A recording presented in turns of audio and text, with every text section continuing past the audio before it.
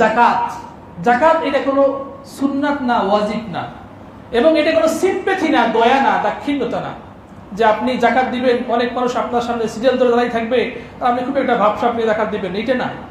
বরং এটা আপনার রেসপন্সিবিলিটি, আপনার উচিত বাড়ি বাড়ি গিয়ে জাকাত পৌঁছে দেওয়া। এখনো যে সমাজে এই মানুষ আছে, আপনার জাকাত নেওয়ার মতন মানুষ আছে, এটা আপনার জন্য সৌভাগ্যের বিষয়। এক সময় রাসূল বলেছেন এমন এক সময় আসবে যে মানুষ জাকাতের সম্পদ নিয়ে ঘুরবে কিন্তু নেওয়ার মতন মানুষ পাবে না। সবাই সম্পদশালী, কে নেবে আপনার জাকাত? এখন তো নেওয়ার মতন মানুষ আছে, এজন্য আমাদেরকে এটা ফরজ। আমরা কি বলি? নামাজ, রোজা, হজ, জাকাত। কালেমা, নামাজ, রোজা, হজ, জাকাত। জাকাতে কয় নাম্বার ফেলেছি? 5 নম্বরে। কিন্তু এটা হাদিসে এটা না।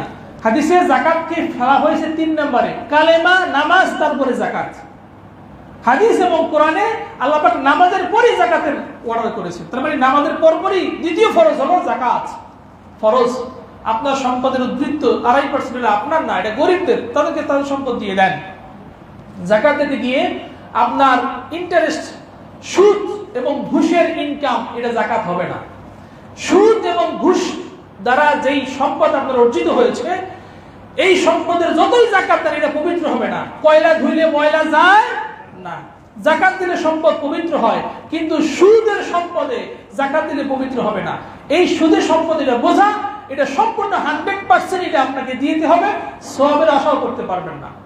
যেই সম্পদ ঘুষের মাধ্যমে অর্জিত হয়েছে, আপনি যেটা ঘুষ দিয়েছেন সেটা না, যেটা ঘুষ যদি আপনার কাছে, যদি আপনি ঘুষ কখনো নিয়ে থাকেন, যদি আপনি কখনো সুদ খেয়ে থাকেন, ওই সম্পদটা এটা আপনার জন্য হারাম, এটা বোঝা, এটাকে বের করে দেন।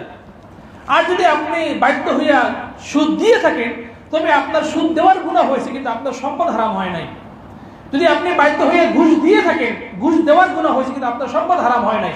হ্যাঁ, হারাম হওয়ার সুযোগ আছে যদি আপনি একটা ইন্টারভিউতে আপনি ইন্টারভিউ দিয়েছেন, আপনি ইন্টারভিউতে 3 নম্বর হয়েছেন, ঘুষ দিয়ে আপনি চাকরিটা নিয়েছেন, তখন আপনার ওই চাকরিতে যত ইনকাম হবে সমস্ত ইনকাম আপনার হারাম, কারণ আপনি অবৈধভাবে আপনি ইনকাম করেছেন।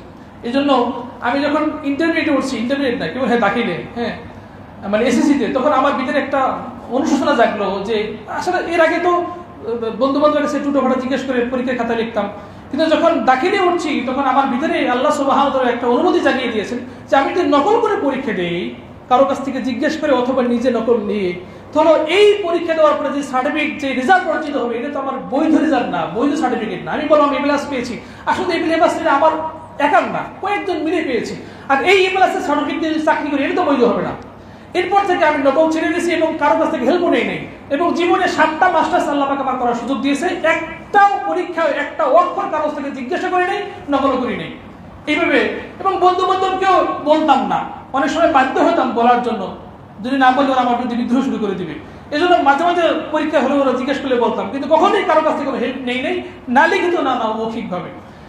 আল্লাহ পাক বুঝ দিয়েছেন, চেষ্টা করেছি। এইভাবে আমাদেরকে চেষ্টা করা উচিত যাতে আমার ইনকামটা হালাল হয়, আমি যাতে স্বচ্ছ থাকি, যাতে অন্যায়ের আমি আশ্রয় কখনোই না নেই। অন্যায়ের আশ্রয় নিয়ে যে ইনকামটা আমি করবো সেটা কিন্তু হালাল হবে না। এই জন্য আমাদের কাছে যদি কোনো হারাম ইনকাম থেকে থাকে, এগুলো সবগুলো আমরা ফেলে দিব এবং হালাল ইনকামের মধ্যে থেকে 2.5% আমরা যাকাত দিব। আল্লাহ সুবহানাহু ওয়া তাআলা আমাদের সবাইকে তৌফিক দান করুন।